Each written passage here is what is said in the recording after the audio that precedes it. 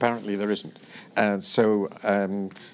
Yes, I think we can perfectly well start. So my name is Martin Wolf from the Financial Times, and I'm going to be moderating this very interesting panel on, I think, an enormously important subject, which I covered in my column this morning from the inverse point of view, which is the new authoritarianism and its nature and spread.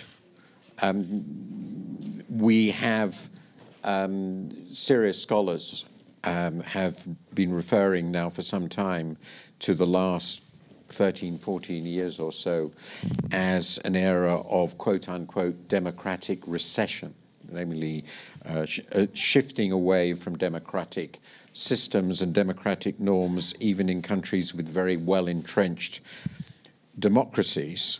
So there's a lot of anxiety about this, and that makes the topic very vital to me, and I think to all of us who believe very passionately in the validity of the democratic ideal. So let me just introduce, having made that very, very brief introduction of what I think makes this so important, then I'll introduce the speakers, make a couple of other remarks, and then we'll start the discussion. So to my left is Mr. Nikol Pashinyan, who is Prime Minister of the Republic of Armenia. To his left is KP Sharma Oli, who is the Prime Minister of Nepal. To his left is Arthur Gregg Sulzberger, who is publisher of one of the world's great newspapers, New York Times. I don't think I need to say more about that publication. To his left is Daniela Balu Ares. I hope I've got the pronunciation more or less right. I apologize if I haven't. Who is Chief Executive Officer of the Leadership Now project and also a young global leader. I'm prepared to forgive you for that. And finally, to her left is Ivan Duque, who is the president of Colombia. Part of the background, which I think is very interesting to this, and particularly relevant with the participants we have, was an enormous surge in democratization in developing countries after about 1980. And the proportion of the world's regimes that were democratic, mainly because of that surge in developing countries, reached a peak in about 2006 on the standard measures. And one of the interesting phenomena we are seeing is while a lot of developing countries are showing a great deal of interest in enthusiasm about democratic norms and democratic systems, we are seeing some quite significant erosion of that in major Western democracies. I would say not excluding the US. So this is a very alive topic, as I've already indicated, but the idea of democracy as a universal political system has, I think, was at one stage very widely accepted across many different types of countries, and is now, to some extent, again, quite widely under attack. So with that, let me start with the questions. So let me start with you, Prime Minister Pashinyan.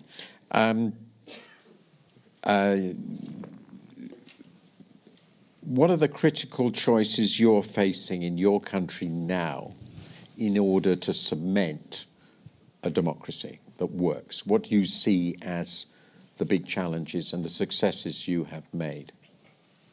Thank you very much. I hope you know that last year we had a non-violent democratic revolution, and last month we had elections, parliamentarian elections, which was assessed as free, democratic, and transparent. And now we have huge success on democracy, but we have also big challenges, and most important challenge is to make our democracy stronger economically, because we had a big problem within long years and within decades connected with electoral bribes, when people, due to their poverty, were actually forced to take electoral bribes and to vote according to electoral bribes. Of course, the recent revolution freed temporarily people from that duty, but now we need to make our citizens stronger and more independent in terms of economy. And now what we are going to do, now we are going to establish, to create a new sector in our economic structure.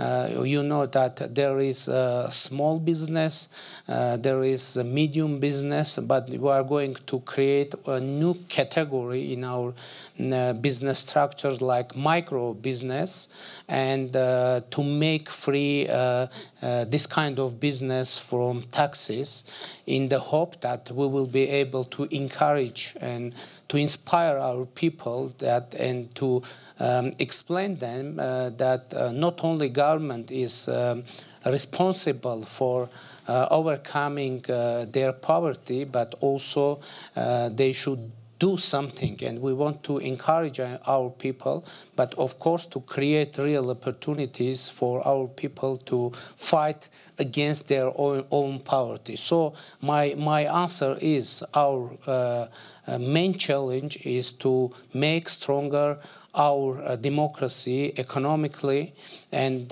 we hope to attract new foreign investment to our country, because we were able to fight corruption, to make establish real rule of law, and we are going to make regulatory simplifications to attract more foreign investments to our country. Thank you very much. I think you made a very clear and important point, which is very widely accepted, which is that democracy is a necessary condition for a stable democracy. There's a lot of evidence is reasonable prosperity among the public, and I think it's important to stress that link. Prime Minister Oli, could you talk a little bit about the state of democracy in Nepal? I understand there's some controversy about the degree of centralization in the government, so you might want to refer how that fits within the democratic framework. I've just been to India, and there are lots of complaints about centralization in the government in India. So obviously a lot of that is about how you make a government effective in a developing country which is democratic. So just describe briefly what you see as the big challenges. Thank you, Mr. Wood. First of all, I would like to make clear that democracy is a system and should be a system of the people, for the people. And we have brought tremendous changes in the field of democracy. We abolished autocratic system and established democracy. There is now Federal Democratic Republic in Nepal, and the present government is elected by the people, and the elections were held by, not by my party. At that time I was in the opposition, but the then ruling party held the election. And the results were not only results, but the elections were free, fair, and impartial in peaceful atmosphere. And in the present time, it is very important that elections were free and fair. And we have prime ministerial system. And executive power are in the cabinet and in the prime minister. So there is no question of centralizing the power. And I fought for democracy for more than half a century. Myself. I spent many years in prison for democratic cause.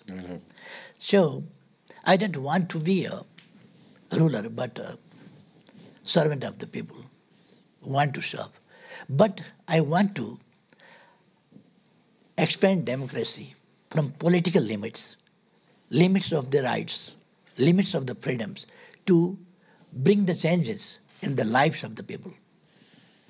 And that democracy should be comprehensive democracy, rule of law. And as you asked me, there is a system. We promulgated the Constitution in 2015, and we have completely democratic system. And there is separation of power, check and balance, independent judiciary, etc. And we have parliament, bicameral, and there is rule of law. And we don't want to, and we have not that kind of facility to make any pretension or excuse, but we have to bring the changes in the lives of the people. So we have focused now to bring change in economic field. So we want to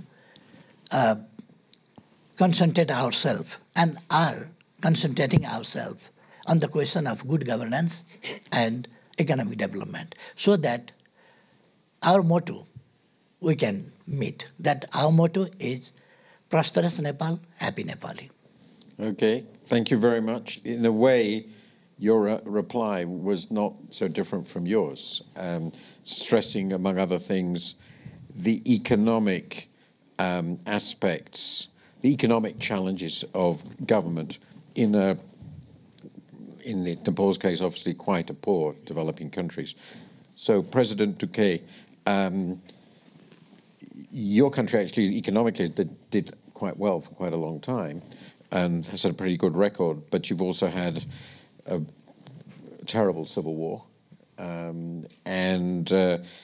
So describe the challenges you feel that you confront and confronted when you took power and what progress you're making. Well, let me begin, first of all, by thanking you, Martin, for that question. We have, in Colombia, we have suffered for many years the threat of violence, terrorist groups.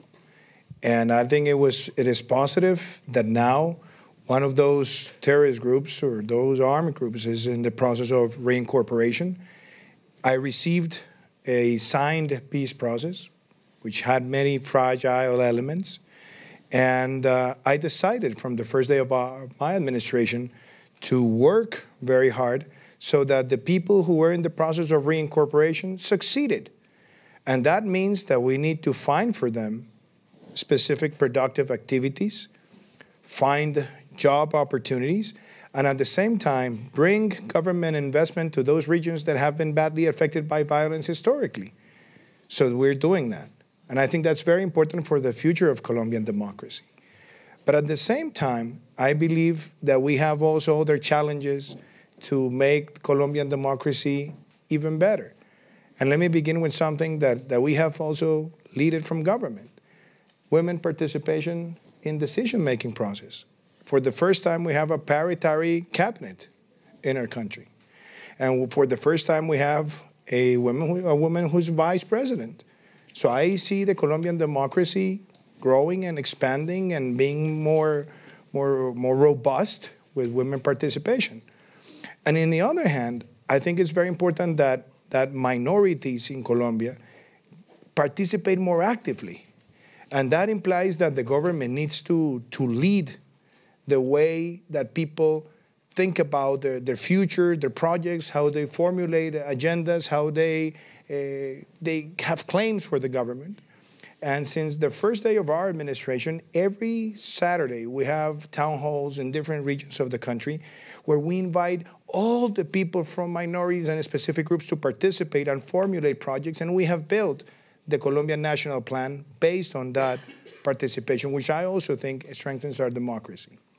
So where does all this leads? That's the most important question. Where do we want to be as a country in 2 decades?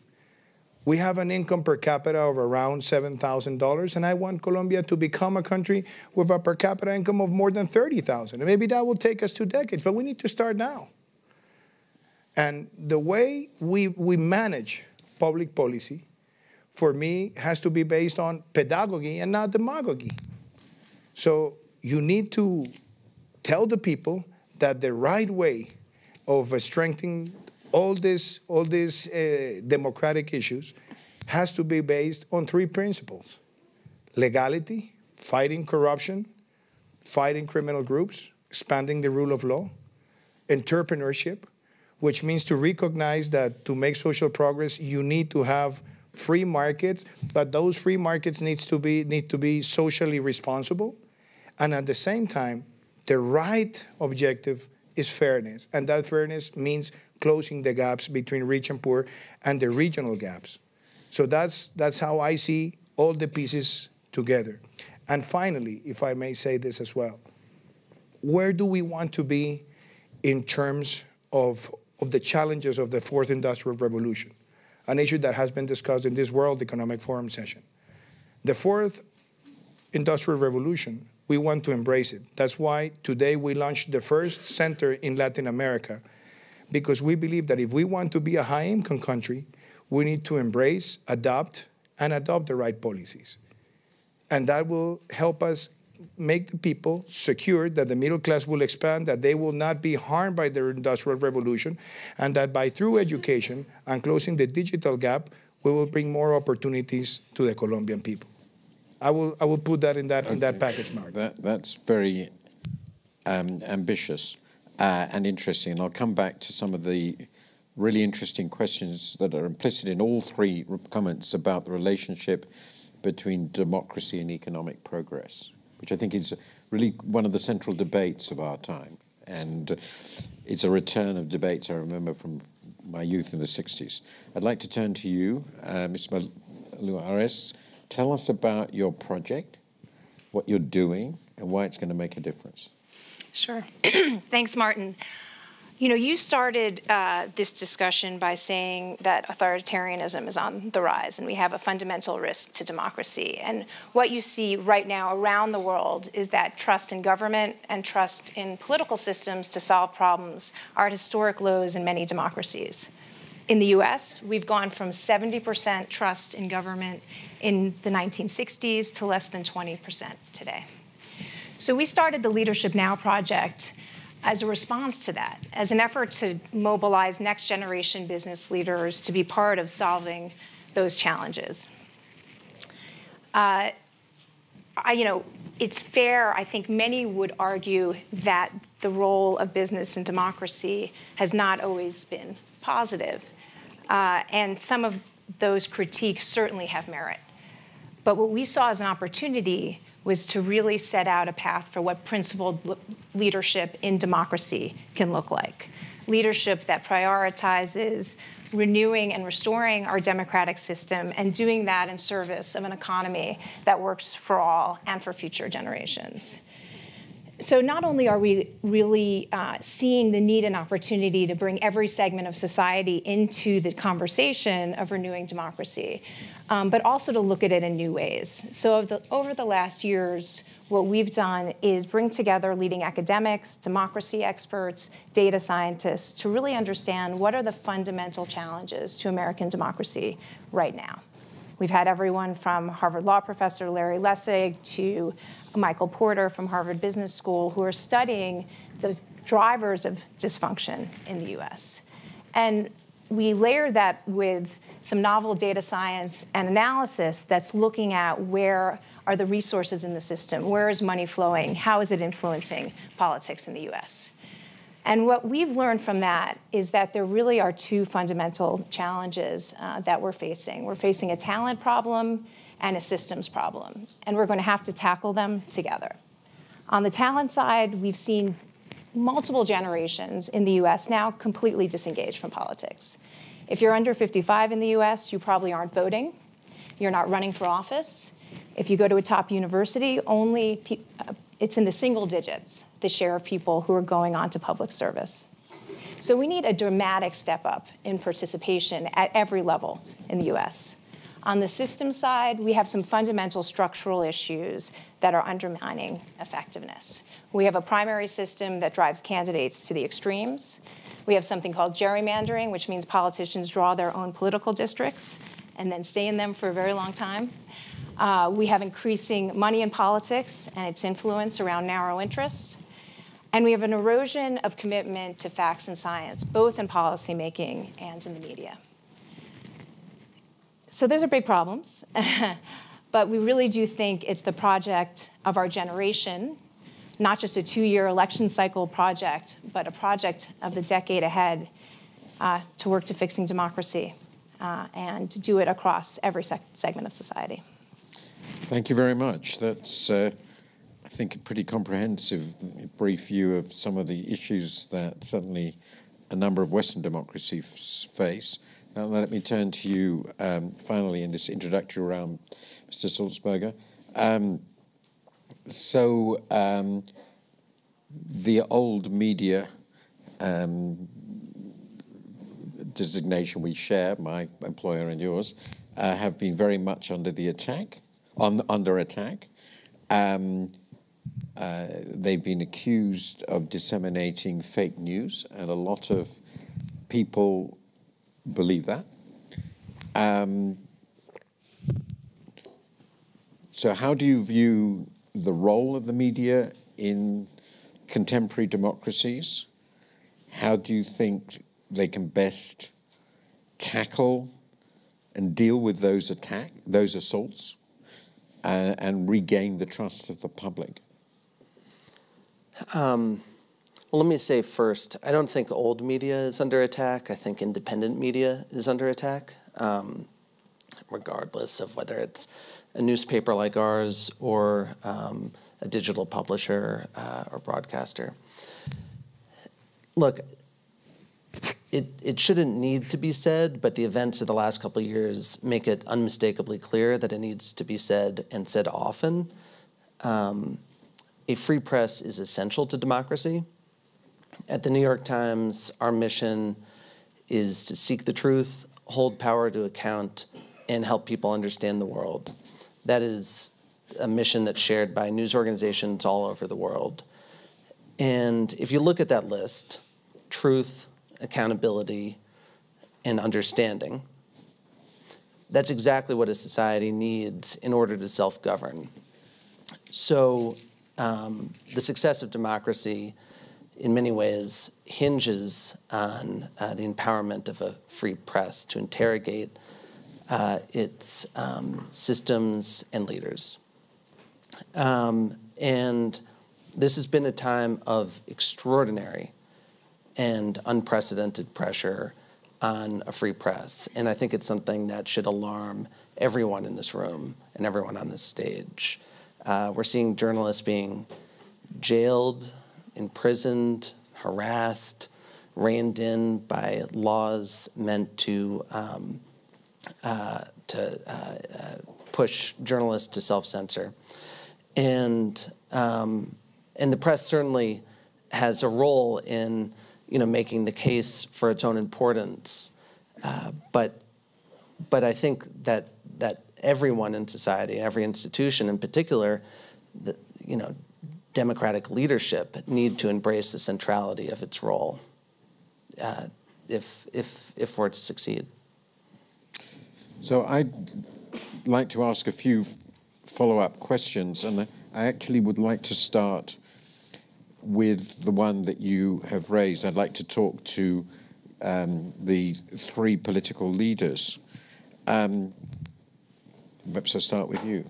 So what's your relationship with the press? And how do you buy? Now, obviously, I understand no political leader likes the press because they're full of criticism. You might be the exception. But you might be the exception, you see. So do you agree with Mr. Sulzberger's view? And have you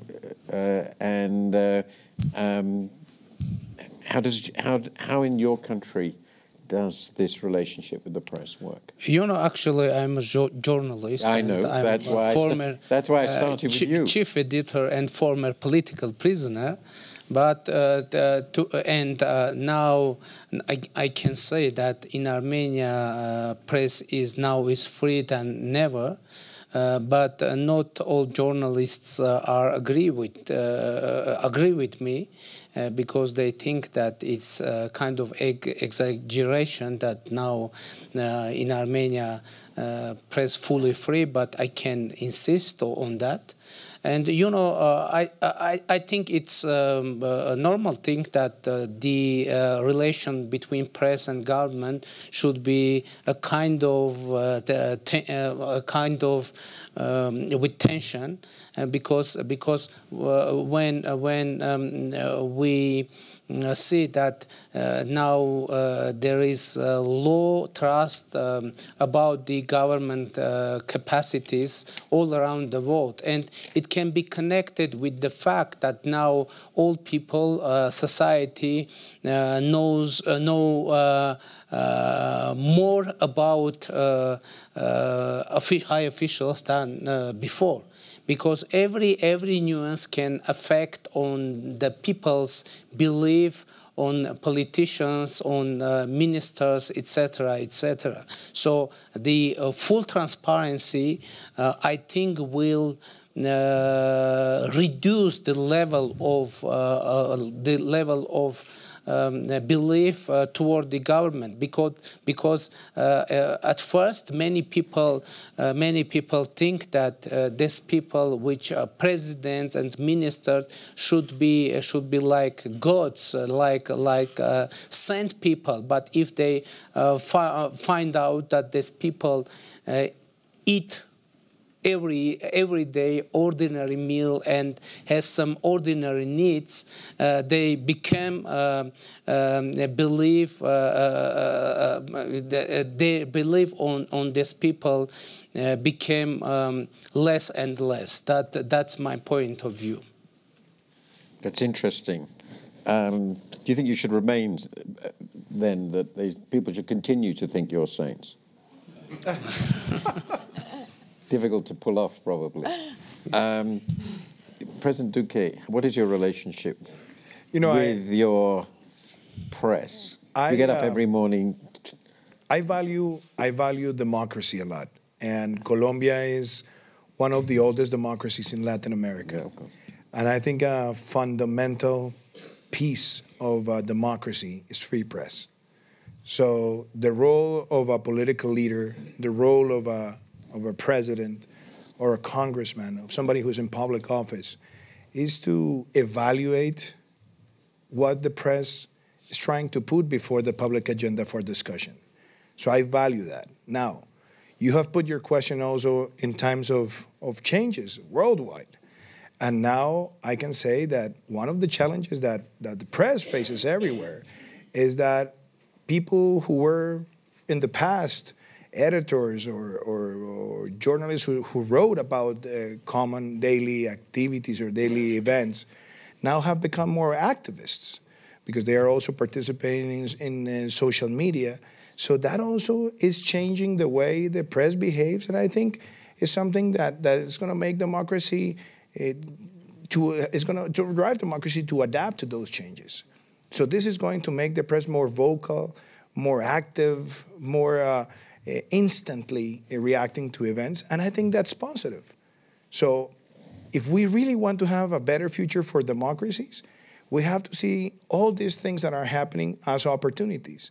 And obviously, when you're in public office, you might have differences, but the most important thing is to respect, to protect, and to see independent press as one of the fundamental pillars of liberal democracy.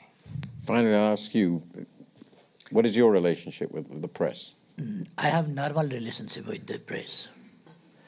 And in democracy, always I think there are normal relationship, a little bit. Sorry? Normal relationship Okay. with the press, with the media. Because in autocracy, media is controlled, just they praise the rulers. But in democracy, even they criticize. That's normal thing. And we have press freedom. Press are free and independent. But my opinion is in another aspect. There is a term, yellow journalism. That is not good. To distort the things, to mislead the people.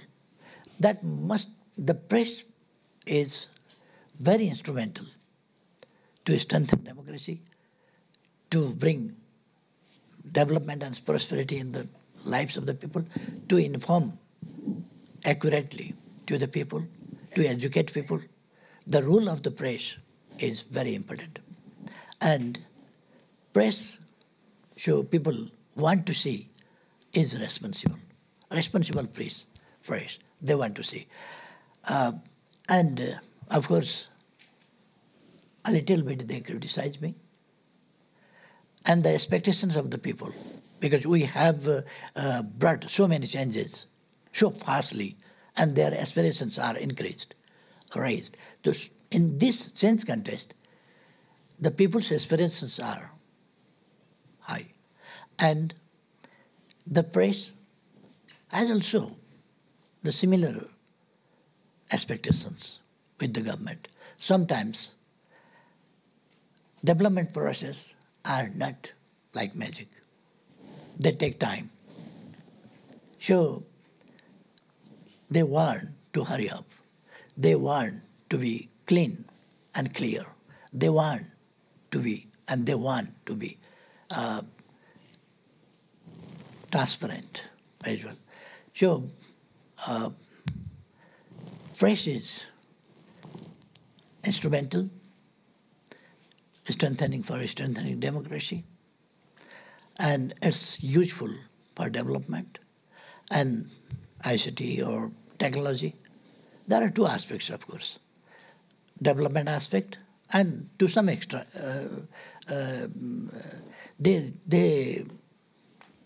there are problems also, like young generation are being misled by some social media, etc. We should be very careful about all these things to create a civilized and developed society. So there are lots of questions, most of which we're going to explore, but there's one really big issue that has come up, which I think goes across these countries, and I'll go with Chiyo on this, but also you. Social media, the new digital landscape, the new media landscape, which is obviously powerfully transformative in that it's given everybody a voice. Those voices are very different kinds, to put it mildly. You get heard often by the most extreme statements and views. You can create alternative universes, many alternative universes. So this is I think it's a great temptation also for individuals. I don't know whether I'm unique, but I've never been on Twitter or any of these things. I think they're absolutely lethal. But it's a transformed environment. Mm-hmm. So looking at the US experience, which is where sort of everything is ahead of everybody else, how would you evaluate the capacity of democracy as we've known it, as we knew it, to cope with this completely transformed information landscape without any established or authoritative media in the way that one would have taken for granted 50 or 60 years ago?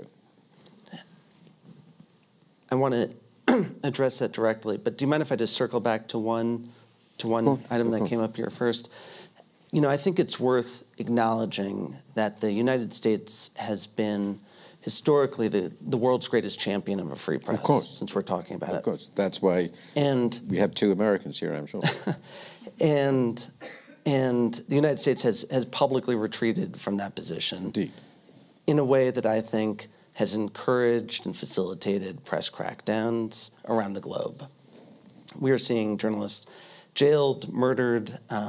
When I met with President Trump to raise my profound and growing concerns about his anti-press rhetoric, from the phrase fake news to the much more insidious phrase enemy of the people. He pointed out to me that, with some degree of pride, that multiple countries had actually banned fake news, and my response to him was that, those countries weren't banning fake news; they were banning their dictatorships and tyrannies that were banning independent scrutiny of leadership and power. And they were banning real news.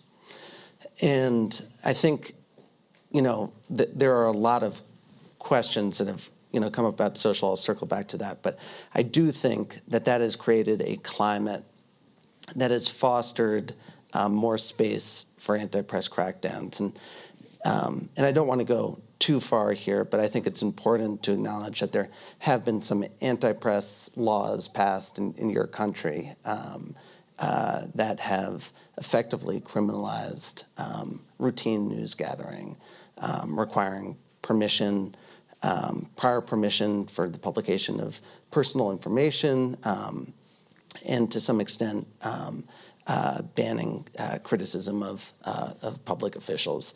And I know that is always balanced against another set of facts, but I do think that it's important for us to recognize that across the globe we need to be pushing for fewer restrictions and more of an embrace of press rights. Do you want me to circle back to social Very media? briefly, yeah. Look, I think social media. This is a. I don't think democracy has yet learned how to incorporate social media. I don't think the platforms are had fully internalized, and I think are still in the process of internalizing their power.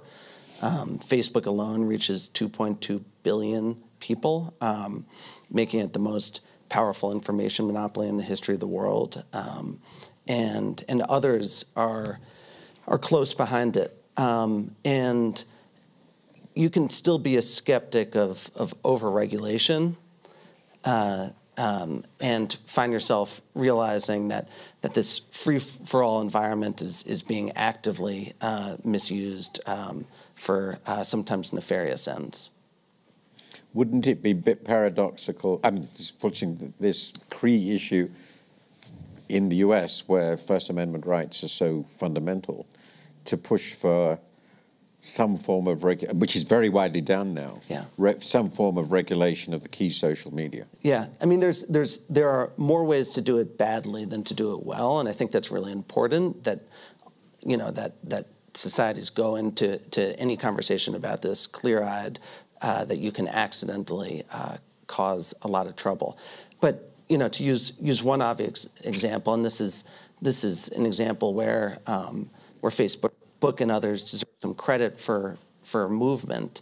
The regulatory regime around disclosing, the source of political advertising was much stronger in print, radio, and television than it was on the internet or social media, despite reaching vastly more people. And that's the type of loophole that was widely exploited. So, Daniela, social media, and I'd like to know what you feel about this issue. Yeah, two things. One, I think one of the disturbing pieces of data that we looked at was how fake news travels more quickly in social media than not fake news. And that's not only because of bots. I mean, that's just people clicking on things that look interesting and sharing it in their networks. So I think that's one of the many fundamental challenges that we need to figure out and address. But one other angle I'd like to take on social media is, while it keeps people up to date and informed and like nothing else, it's not a substitute for genuine political engagement. And I think we've had an element where people feel like, I've clicked like on Facebook, I've shared an article, and now I've taken my stand in politics. And the reality is that's not changing anything. And we really lack kind of social connectivity and capital in politics in a certain way. So if in previous generations someone might have joined a political party or been kind of deeply involved in political activities, people don't join political parties anymore in the US other than to show up at a primary. So there is a real need to foster genuine, deep engagement in politics, build on people's existing social networks to engage them. It's an interesting thing that you see some of the most powerful forces in politics in the U.S.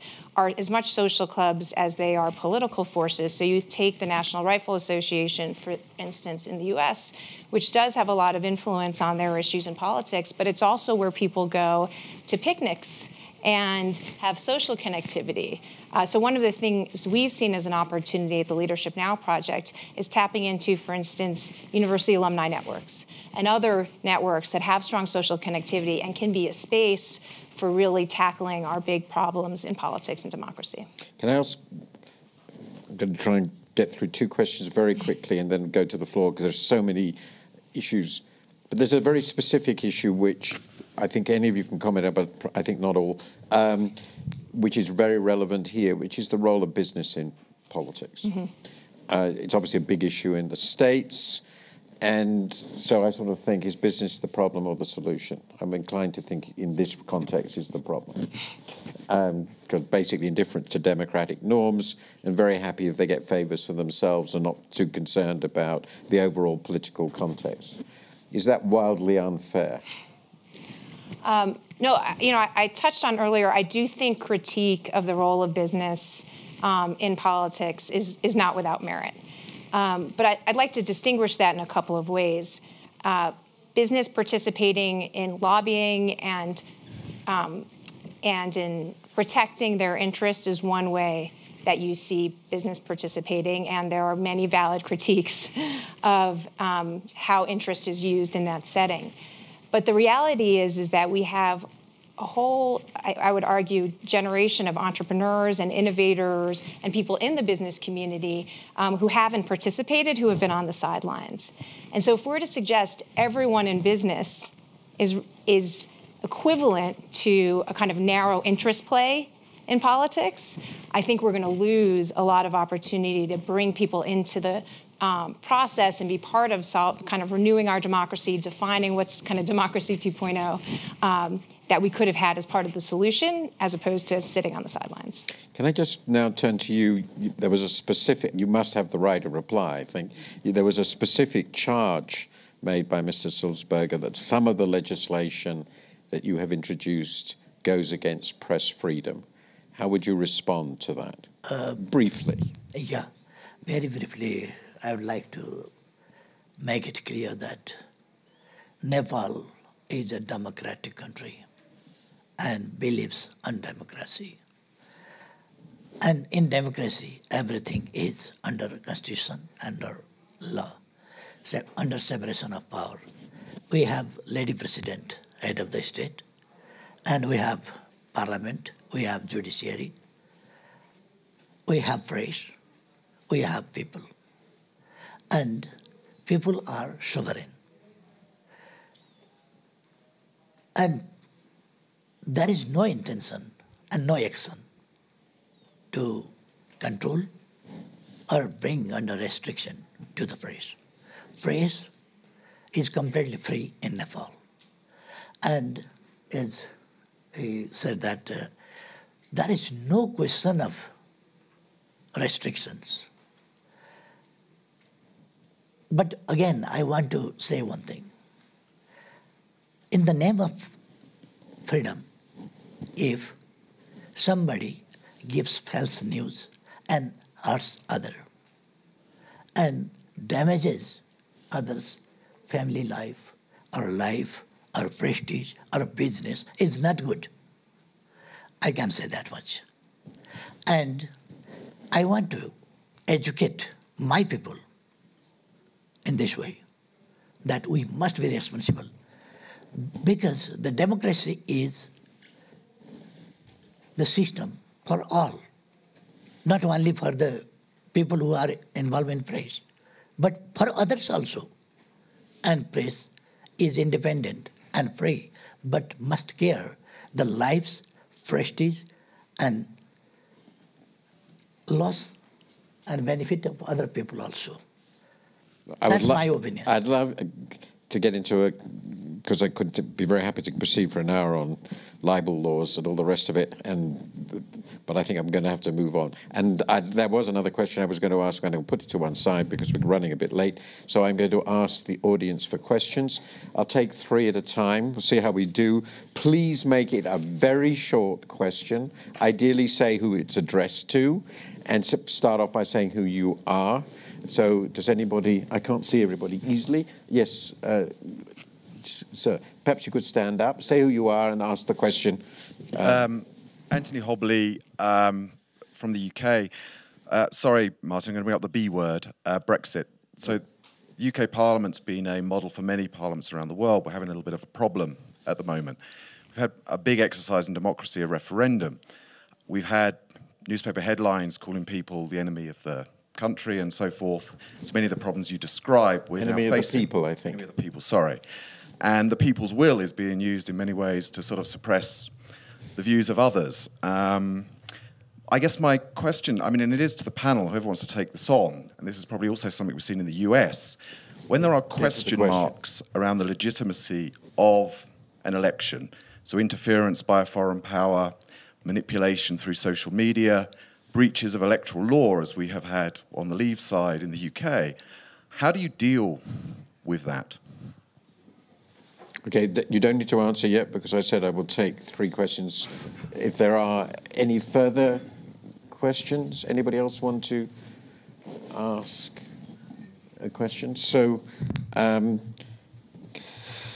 well, so the question is, which is, I think, also very relevant to the US, which is, if it is believed widely that an electoral process has been tainted by interference through social media or some other way, and then that tends to create a very, very heated discussion because it relates to the legitimacy of the ruler, of the winner, the free and fair, how you prove free and fair. That's a very, very big issue, and it's clearly a live issue in the US. So perhaps I could start with you and then perhaps you. How do we deal with that sort of question? I think I'll probably play to the stereotype here. You know, when you're a hammer, everything looks like a nail. I think the most important first step is to dig into the question, to report deeply, to understand what happened, to bring it to the light, to arm your fellow citizens with the clearest possible understanding of what happened and why. And that's when the democratic process is supposed to kick in. But that's certainly what we view as our role, and why we've been digging so aggressively into a whole host of these questions. Perhaps I could ask you that from your perspective. So I think the question here, and I thought a lot about it, is the basic mantra is democratic elections must be quote unquote free and fair. And the obvious question that has been raised in recent years, and certainly in the UK and US, which are pretty well-established democracies, is whether a crucial electoral process was free and fair. And so how do you deal with that question in your own country? What is the processes through which you can make it credible to the electorate as a whole, including particularly, obviously, the losers, that they lost fairly? Well, I can tell you about my story. Of course. because I must say that I became president in a democratic process since the very beginning inside my party. I had a great debate with 5 persons inside my party. We undertook town halls throughout the whole country. And then after we had more than 30 debates, we decided to go to a polling system for 3 weeks in a row. So the candidate who had the less support was running out, and finally I was elected my party's candidate.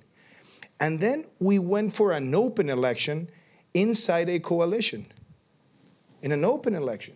And I got a very important support, more than 4 million votes.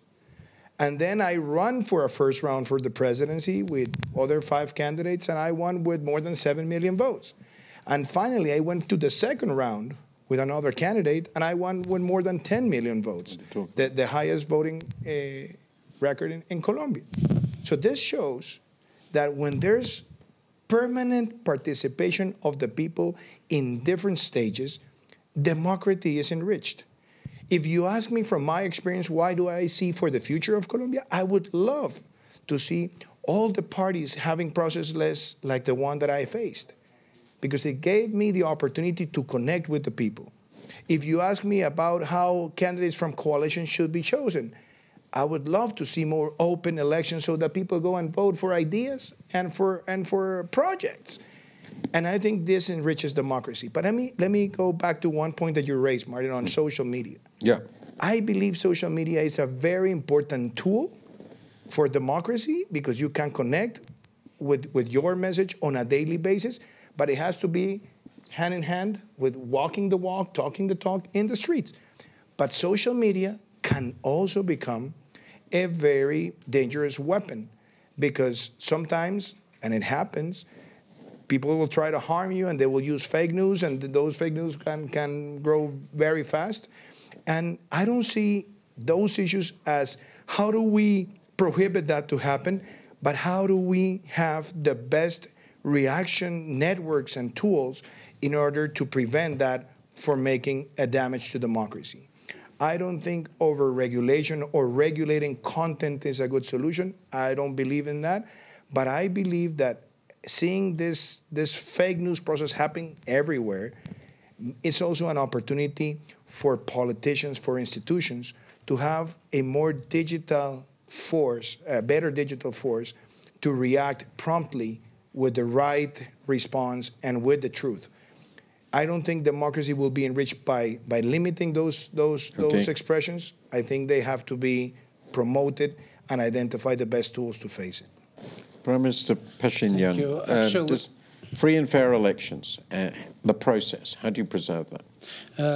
If I may, I would like to say that actually we made our revolution through the social media because we were under media blockade, and we were able to have a breakthrough with use of social media.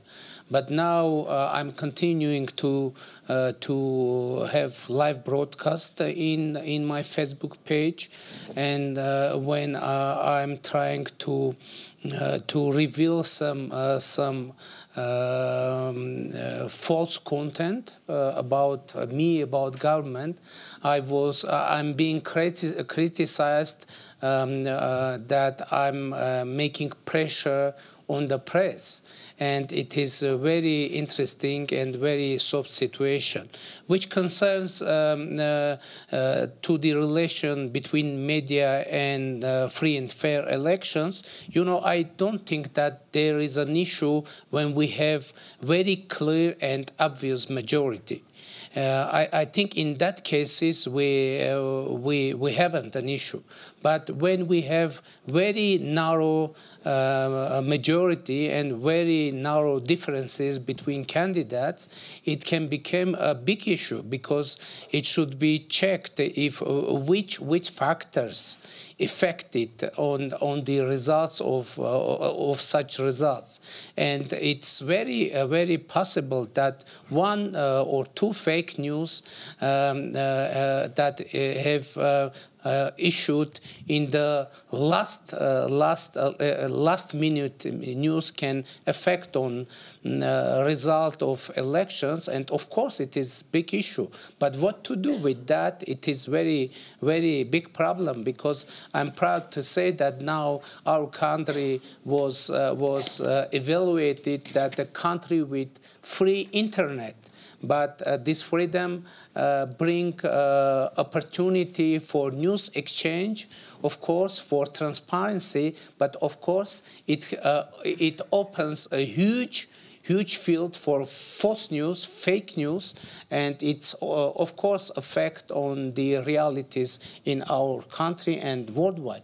But I will be frank, I don't know what to do with this situation. If anyone knows, it is very good news for all of us. Thank you. Thank you very much. Does anyone else have a question? We're coming towards the end. You're all completely happy with the state of the... Oh, yes, please. Angela Kane from Vienna. I have a question. It's one aspect that hasn't come up, and that's basically the economic viability of the press, and it's primarily addressed to Mr. Salzberg. People of my generation bought newspapers when we were younger, and we have no problems paying for electronic access by having a subscription. But I think that's one of the problems why people do no longer read the traditionally, or the old media, so to say, because they have to pay for it, and they tend towards social media. What is the response, and how could that be improved in order to give more access to younger people to what I would call independent media? Thank you. It's a very good question, which I should have asked, but and the reason I didn't ask is that, of course, it's just too painful. What is the economic model of the traditional, we're coming back to the traditional media, or indeed any, it doesn't need to be any media that is doing something that's obviously really quite costly? Yeah, and I think actually you just hit on something there at the end. I mean, first, I think it's really important not to lean too hard on the word media, which has become a catch-all phrase from, everything from, 3 of our reporters spending 18 months to build the most, going through 100,000 pages of documents to build the most comprehensive portrait of the president's wealth to date, to 3 people on a panel on cable news yelling at each other, one of whom's a right-wing hack, one of whom's a left-wing hack, and one of whom is ostensibly moderating. That phrase media isn't always the most helpful. What I think really matters, and what I suspect you believe matters, is independent reporting, and the expertise that adds nuance and insight that isn't necessarily already there. That's incredibly expensive work, and the business model has eroded so quickly that since the year 2000, more than half of American journalists have lost their jobs in total numbers, and in percentage terms, that means journalists are losing jobs faster than coal miners. I think we're starting to see some real signs of optimism here. I suspect it'll be a long, hard road, probably another decade of really hard work. At the New York Times, we have more people paying for subscriptions than we did at any point in our history. And we have more people reading us, 150 million around the world, with subscribers in every country in the world, than at any point in our history. That's really encouraging. The problem is, right now, we haven't seen that model be able to scale. And we should be really clear-eyed about what we're losing as we wait for that model, as we wait for answers. What we're losing is reporters inside communities asking tough questions, searching for information, and sharing it with the public. That is an accountability layer that really matters. It's also a layer of social cohesion, of social glue. The glue of common understanding, I think, is one of the most important elements of a democracy, being able to agree on a set of facts. And I think one of the things that I would call for is for, you know, every news consumer to make sure that they are making the choices with where they spend their time and their money that reward, you know, original, important work. Thank you very, very much. Very important topic. I'm going to have to close it. This is obviously a discussion that has touched on just a few aspects of one of the really great issues of our time. I had wanted, but I never got around to it, to have some discussion of the challenge created by the very visible success of an enormous non-democracy, namely China, which is obviously very seductive to a lot of people, just as in the 50s and 60s the Soviet Union was, in not making other comparisons. So I couldn't go there.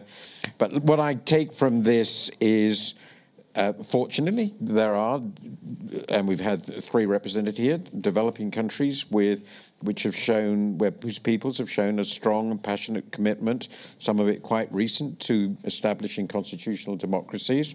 That is part of and a continuation of what I used to think, and in many ways still do, was an incredibly encouraging development of the last 40 years. And it is important to remember that on any criteria, there are far more democracies now, and far higher proportion of the world's countries are democratic now, that is to say, have viable electoral processes than they did in the 1970s. And we should never forget that. It's really, really important, and we should never give this up. Second point, unfortunately, Western countries, and above all the main one, the big one, which really pushed the belief in democracy as a norm and everything that went with it, the rule of law, the free press, the whole thing has, at least under current management, lost confidence. That's a nice way of putting it. One might say has not merely lost confidence, but is actively promoting the loss of confidence in these norms. And that is making the world much more dangerous for democratic norms. And as Daniela Balu-Ares pointed out, this reflects in part a profound loss of confidence in the peoples of many democratic Western countries, and it's not just the US, it's all over Europe, in the effectiveness, legitimacy, and credibility of the democratic process. And there are lots of polls, you mentioned some, and I'm writing a book on this, which underline this, and it's terrifying. And it's, along with that, is a deinstitutionalization of politics, which you mentioned, the collapse of parties as systems of vote. The third point, and I've only got 2 others to emphasize, is we had, I think, a very useful discussion of social media, and I think what came out of this very nicely, and I was very pleased with what you said, is it's sort of double-edged. It has created great opportunities and great challenges. I've sort of thought about it a bit like what happened to the world when the printing press hit it. It took us about 300 years to work out what to do with the printing press. Unfortunately, we compressed all that. Obviously, all our political, scientific revolutions, everything else were dictated. But we're at a very early stage. We got the 2.2 billion people on Facebook, which didn't exist 20 years ago, 15 years ago.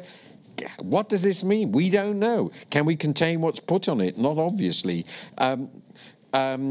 The final crucial point, which I think I would stress very, very powerfully, because it's something I believe passionately, that it's really impossible to run a democracy without some, and you got it very well, I think, some glue of a common understanding of the world. There's a very famous sentence, which seems so quaint now, from a very great American senator of the 60s, Daniel Patrick Moynihan, who said, and I'm paraphrasing because I can't remember, but basically you're entitled to your private opinions, but you're not entitled to your private facts. And if you don't accept that there is a common body of facts, and it's not just whatever you find convenient to believe, and fake news is not what you find inconvenient to believe, but what's untrue. If you don't accept that as the basis, since democracy is ultimately a process of common, shared discussion, reaching shared conclusions which are legitimate, If you don't have that at all, then I think you're in a really terrible mess. And it does seem to me, at least in some of our countries, that's where we are. So we will probably have to hope that the developing countries will save us from our own follies. Thank you very, very much for this. Thank you so much.